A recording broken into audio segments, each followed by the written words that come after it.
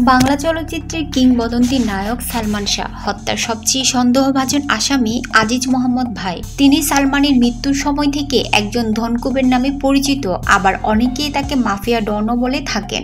শুরুতে জানা যাক আজিজ মোহাম্মদের নামের সাথে ভাই এলো কোত্থেকে। এটা ডন জাতীয় ভাই নয়, আসলে উনি একজন বাহায়ান অর্থাৎ বাহাই নামক এক সম্প্রদায়ের অন্তর্ভুক্ত। সম্ভবত তার পিতাও বাহায়ান ছিলেন, সেই থেকে নামের সাথে বাহাই, যা ডাকতে ডাকতে সংক্ষেপে ভাইতে পরিণত হয়। বাংলাদেশে বাহাই ধর্মে 10,000-এর মতন অনুসারী আছে বলে জানা যায়। এখন কথা হচ্ছে, সালমান শাহর মৃত্যুর সাথে আজিজ মোহাম্মদ ভাই সম্পর্ক কোথায়? এই আজিজ ভাই একজন বড় মাপের প্রযোজক ছিলেন, যার ফলে সালমান শাহের পরিবারের সাথে তার সখ্যতা ছিল। জানা যায় সালমান শাহ তার মৃত্যুর 1 সপ্তাহ আগে এক পার্টিতে তার স্ত্রী সামিরাকে কিস করার জন্য এই আজিজ ভাইকে প্রকাশ্যে থাপ্পড় মারেন। সেই পার্টিতে শাবনূর ও তার মা সহ উপস্থিত ছিলেন। সালমান শাহকে হত্যা করা হতে পারে এমন সন্দেহ যখন থেকে তৈরি হয়, তখন থেকে এই চর মারার বিষয়টা সামনে চলে আসে। তাছাড়া সালমান শাহের মা অভিযোগও করেছেন এই আজিজের লোকেরা সালমান হত্যাকাণ্ড বিচারের সময় তাকে ও তার ছোট ছেলেকে মারার চেষ্টা করেছিল, যার ফলে তিনি লন্ডনে চলে যান। সালমান হত্যা মামলায় আজিজ মোহাম্মদ ভাইকে 2 বার গ্রেফতার করে জিজ্ঞাসাবাদ করা হয়। হত্যার উপযুক্ত কোনো প্রমাণ না পাওয়ায় তাকে ছেড়ে দিতে হয়। সালমান ভক্তদের মতে মিডিয়ার পীড়াপিড়িতে সবই লোক দেখানো ব্যাপার স্যাপার। আজিজ সবকিছু আগে থেকে ঠিকঠাক করে রেখেছিলেন। তবে এই আজিজ ছাড়াই সালমানের আরও শত্রু অবশ্য ছিল। যদি তা হত্যাকাণ্ড হয়েও থাকে, এমনও হতে পারে এটা তার সকল শত্রুর মিলিত পরিকল্পনা, এমনটাও অনেকে ধারণা করেন। এই আজিজ মোহাম্মদ ভাই একজন বড় শিল্পপতি। Olympic battery, Olympic ball pen, MB film, tip biscuit, energy biscuit এগুলোর মালিক তিনি। আজিজ মোহাম্মদ ভাই এখন থাইল্যান্ড ও সিঙ্গাপুরে স্থায়ীভাবে বসবাস করছেন। আজিজ মোহাম্মদ ভাইয়ের বিরুদ্ধে একজন পত্রিকা সম্পাদককে শ্বাসরোধ করে হত্যা করে তার 14 থেকে 15 বছরের কন্যাকে উঠিয়ে নেওয়ার অভিযোগও আছে। আর ওই সম্পাদকের মৃত্যুকে হার্ট অ্যাটাক বলে চালিয়ে দেওয়ার অভিযোগও আছে। আজিজ মোহাম্মদ ভাইয়ের পরিবার ও স্বনামধন্য ধনী পরিবার। তার পরিবারের অনেকের বিরুদ্ধে ভয়াবহ সব অপরাধের অভিযোগ আছে। বেশ কয়েক বছর আগে তারই আপন ভাগিনা বাংলাদেশের সবচেয়ে বড় ইয়াবা মজুদ সহ ধরা পড়েন এবং 90 বছরের সাজা পান।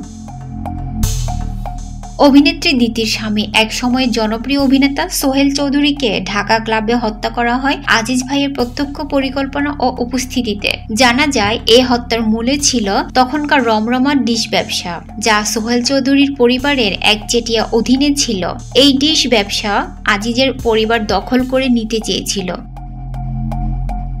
জনপ্রিয় চিত্রনায়ক সালমান শাহ হত্যা মামলায় আসামি করা হয়েছে আজিজ মোহাম্মদ ভাই, সামিরা হক, লতিফা হক লুসি, রিজভি আহমেদ ওরফে ফরহাদ, নজরুল শেখ, ডেভিড আশরাফুল হক ডন, রাবিয়া সুলতানা রুবি, মুস্তাক ওয়াইদ, আবুল হোসেন খান ও মনোয়ারা বেগম।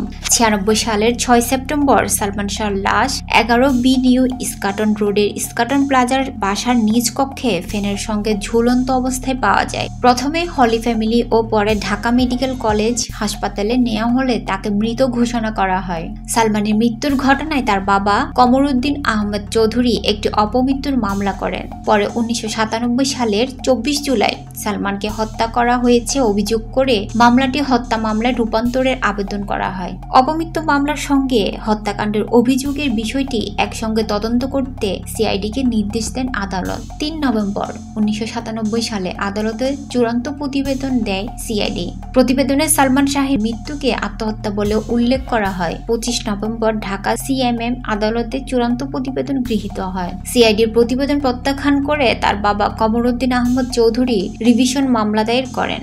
2003 সালের 19 মে মামলাটি বিচার বিভাগীয় তদন্তে পাঠায় আদালত। এরপর প্রায় 15 বছর মামলাটি বিচার বিভাগীয় তদন্তে ছিল। 2014 সালের 3 আগস্ট ঢাকার সিএমএম আদালতের বিচারক বিকাশ কুমার সাহার কাছে বিচার বিভাগীয় তদন্তের প্রতিবেদন দাখিল করেন মেট্রোপলিটন ম্যাজিস্ট্রেট ইমদাদুল হক। এই প্রতিবেদনে সালমান শাহের মৃত্যুকে অপমৃত্যু হিসেবে উল্লেখ করা হয়। 2014 সালে সালমান শাহের মা নীলা চৌধুরী বিচার বিভাগীয় তদন্ত প্রতিবেদন প্রত্যাখ্যান এবং ওই প্রতিবেদনের বিরুদ্ধে নারাজি দেবেন বলে আবেদন করেন। 2015 সালে 10 ফেব্রুয়ারি নীলা চৌধুরী ঢাকা মহানগর হাকিম জাহাঙ্গীর হোসেনের আদালতে বিচার বিভাগীয় তদন্ত প্রতিবেদনের বিষয়ে নারাজির আবেদন দাখিল করেন। নারাজি আবেদনে উল্লেখ করা হয়, আজিজ মোহাম্মদ ভাই ভাই সহ 11 জন তার ছেলে সালমান শাহের হত্যাকাণ্ডে জড়িত থাকতে পারেন।